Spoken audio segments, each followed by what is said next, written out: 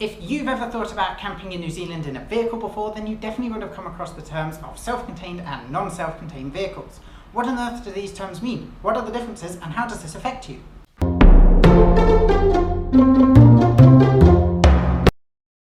Well, to help you out, we're going to explain the differences and similarities between self-contained vehicles and non-self-contained vehicles that we encountered while traveling throughout New Zealand. First off, these terms relate to vehicle camping, not tent camping.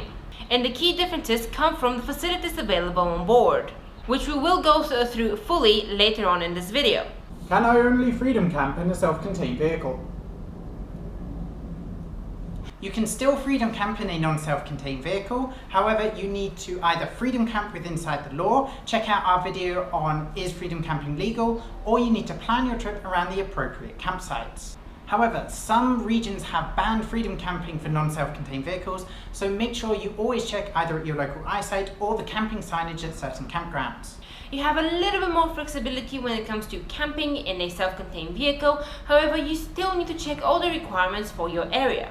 Do campsites differentiate between self and non-self-contained vehicles?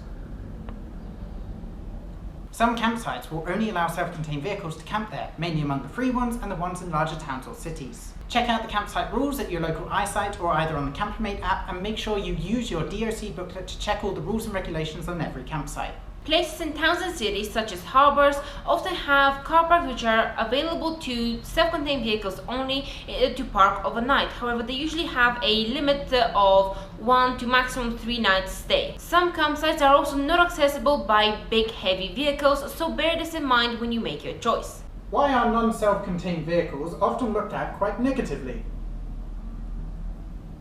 Non-self-contained campers are sometimes seen by the locals in quite a negative light due to the ignorant actions of a few who wrongly abuse the system. The locals sometimes completely ignore the fact that not all non-self-contained campers are actually like this. A few people unfortunately do leave litter and human waste out in the open. They like to party and drink and be loud and disruptive. This sometimes leads to locals inappropriately referring to all non-self-contained vehicles as caravans.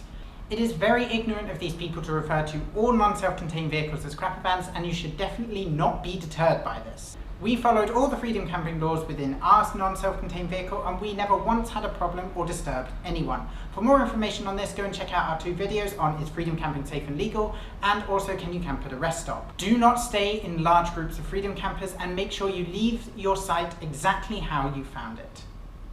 What does a self-contained vehicle have that a non-self-contained does not? A non-self-contained vehicle can pretty much encompass anything from a car or a station wagon all the way up to a campervan. However, without certain features, it cannot be classified or approved as a self-contained vehicle. If your vehicle has certain features, then you could be eligible to contact a DOC representative for them to come and inspect your vehicle. If your vehicle passes, it will receive a certificate and a sticker.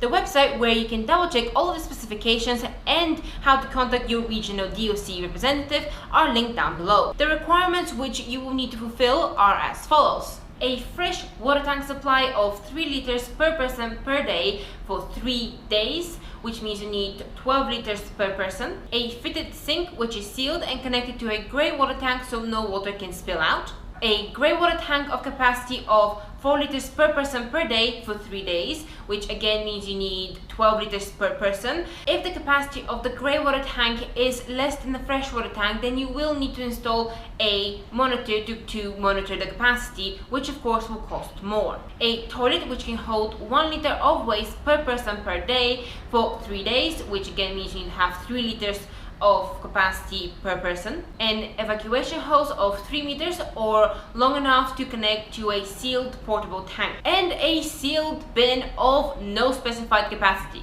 These allow for your waste to be contained within your vehicle, hence it's considered that you will have less of a harmful impact on the environment. It is for this reason that being self-contained gives you more options in terms of campsites and other locations to camp. How easy is it to go to the toilet in a non-self-contained vehicle versus self-contained? Going to the toilet is extremely easy. I shouldn't have to explain this to you. Yet I do. If you're not within range of a public toilet and you absolutely have to go whilst you're in the wild, then these are the steps that you must follow. So before you set off, make sure that you take some tissues and a plastic bag or two with you. Then you go out into the woods and bushes, far away from any visible path, and make sure you're completely out of sight. Then you simply dig yourself a hole, do your business, and cover the hole up so there was no evidence that you've been there. Make sure that you put the tissues that you've used inside the plastic bag that you took along with you, and take this away with you and throw it away in the bin the first chance that you get. Do not leave your tissues or your waste open and visible to everyone. Animals have absolutely no problem covering theirs up, so you can do it too. Well, by definition, in a self-contained vehicle, you have the luxury of being able to do your business in your camper van. However, then you have the disadvantage of having to find a dump station in order to empty your toilet. If it happens that your toilet is full and there is no dump station anywhere near you, you will have to go in the wild as well. So please do follow the instructions we mentioned previously. Does a self-contained vehicle cost more? Usually, yes. The cost of the actual inspection and the certificate is actually not that much, usually around 250 New Zealand dollars, but you are paying for the installation of all the requirements and the flexibility that a self-contained vehicle gives you. What is it like to live in a self-contained or non-self-contained vehicle? Can you see that? Oh good, you can see that. If you have a converted car or camper van that is a non-self-contained vehicle, then these are usually smaller than a self-contained equivalent. However, there's plenty enough room inside for a full-length mattress, storage facilities, cooking equipment, and many other things. We lived full-time for 4 months in our non-self-contained car, and it's actually surprising how much space there was inside once we learned to utilize it.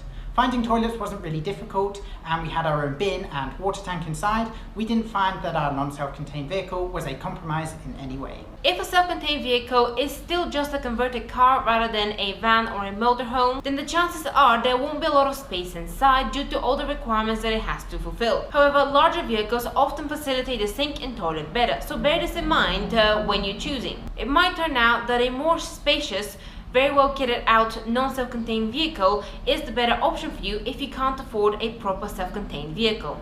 Have you ever camped or travelled in a non-self-contained or self-contained vehicle before in New Zealand? What was your experience and what kind of limitations did you find with either type? Share your stories down below in the comments section. Make sure you give this video a huge thumbs up, stay up to date by following us on Facebook, Twitter and Instagram, and remember to subscribe for more videos such as these by pressing the giant red button down below. See you next time, guys.